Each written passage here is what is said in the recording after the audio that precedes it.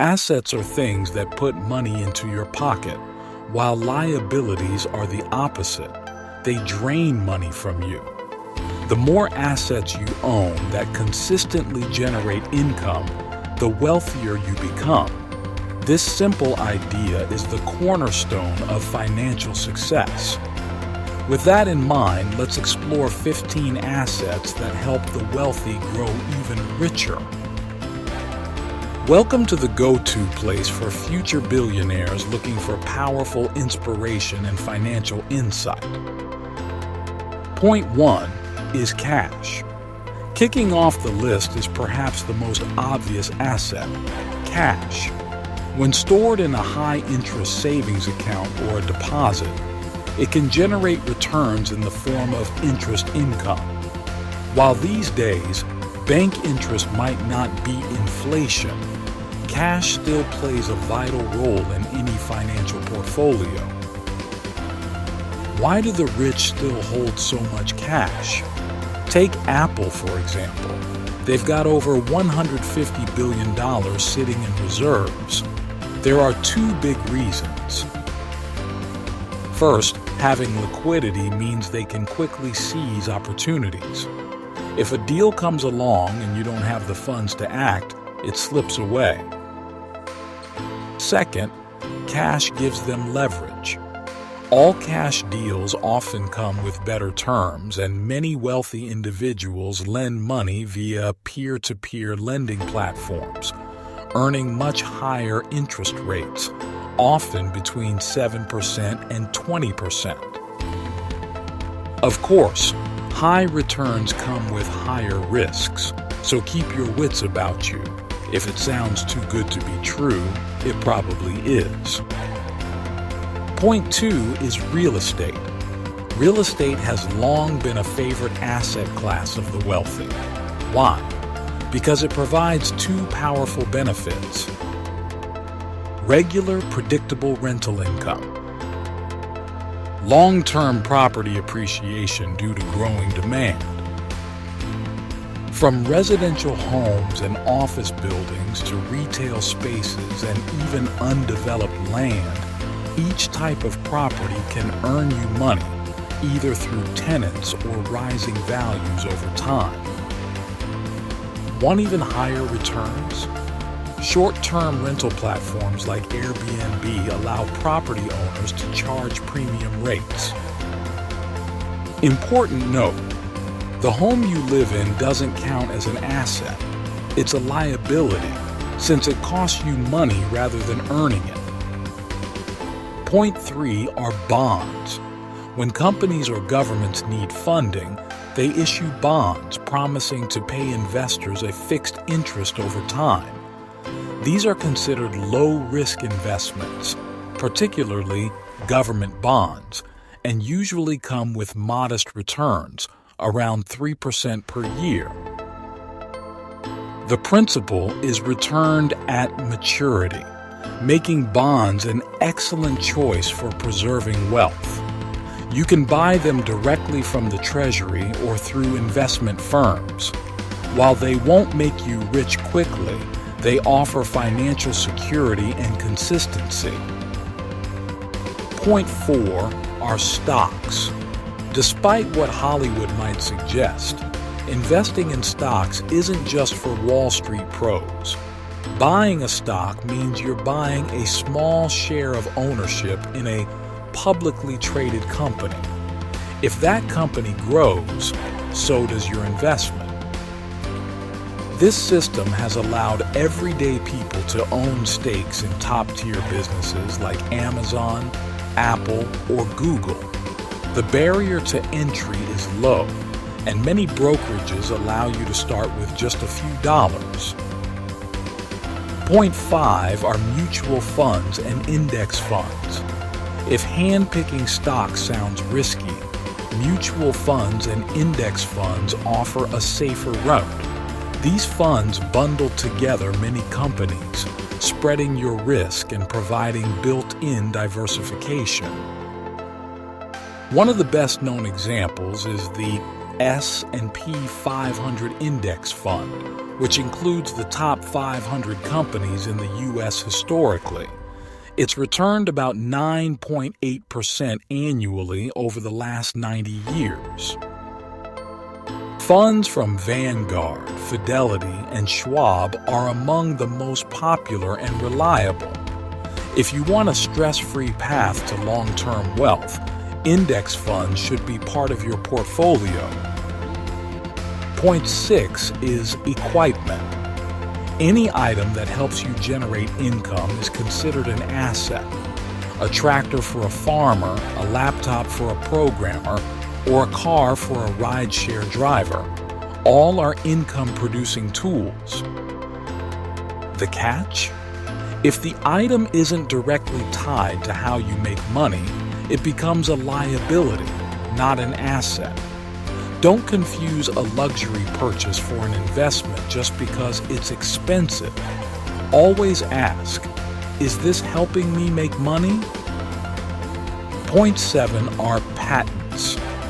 If you invent something, filing for a patent protects your idea and allows you to monetize it. Companies that want to use your innovation must pay licensing fees, and if they don't, you can sue. Some patents are incredibly lucrative. A single idea can make someone rich. Think of products like the Slinky, the Koosh ball, or even quirky items like Big Mouth Billy Bass. These inventions earn their creators millions, sometimes even hundreds of millions. Point 8 are trademarks. While patents protect inventions, trademarks protect logos, phrases, and brand names. Owning a trademark means others can't legally use your branding without paying you. Michael Buffer famously trademarked a certain boxing catchphrase and has since earned over $400 million from its commercial use. Trademarks can become incredibly valuable if associated with popular products or well-known brands. Point 9 are brand and goodwill. A brand is what a company stands for. Goodwill is how people feel about it. Both are powerful, intangible assets. Take Kylie Jenner's beauty empire. It was built on her personal brand. A generic lip kit wouldn't have made her a billionaire, but her name did. Brands command loyalty and justify higher prices, and goodwill can be the difference between a business surviving or failing. A loyal customer base is a priceless asset.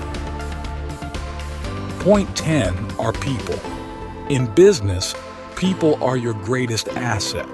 A single visionary can transform a company. Steve Jobs and Jony Ive are prime examples of how leadership and creativity can elevate a brand like Apple. Hiring smart, capable teams is the key to long-term growth. In fact, many companies acquire startups just to get their talented employees, a practice known as an acqui-hire. Point 11 is investing in physical goods. Investing in physical goods, like oil, gold, or even crypto, can be highly profitable if you understand the timing. Buy low, sell high. These items often appreciate in value during periods of high demand. Art, vintage cars, and collectible watches fall into this category too. However, always research thoroughly before investing. If you don't understand it, don't touch it. Point 12 are books, courses, songs, content.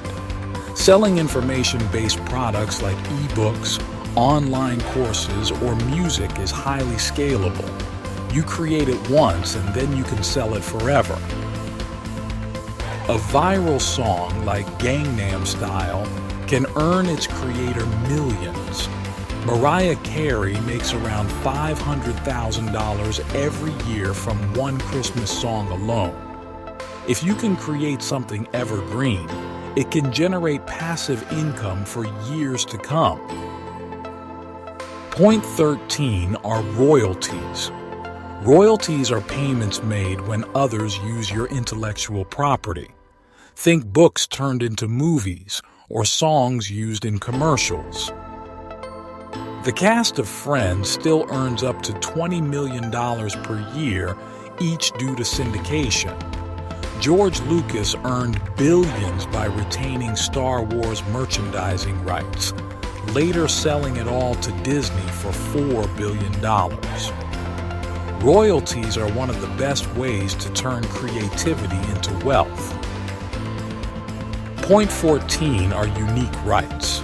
Certain groups or entities are granted exclusive rights that function as major assets.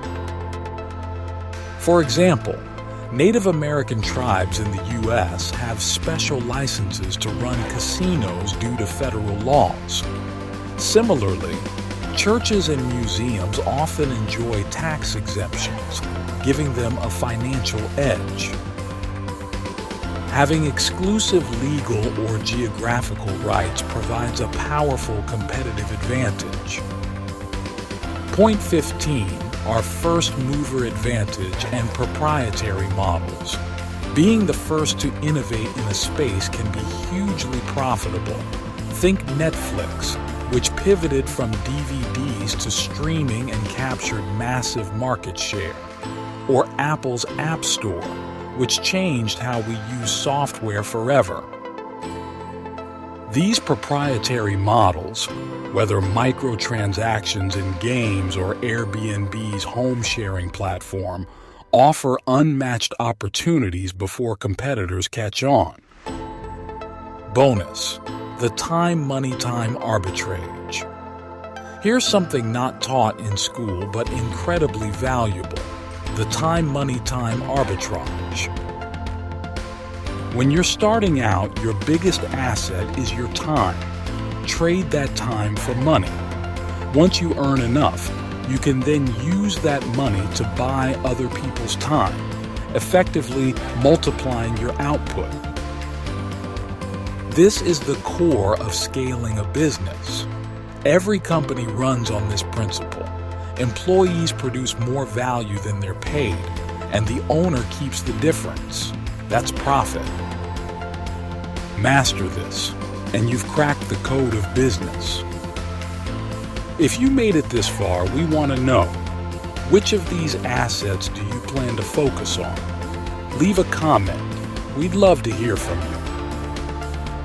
And if you really understood the time-money-time concept, drop TMT in the comments. You'll be part of the elite few who truly get it. Thanks for watching. Don't forget to like, subscribe, and leave a comment below. I'd love to hear from you.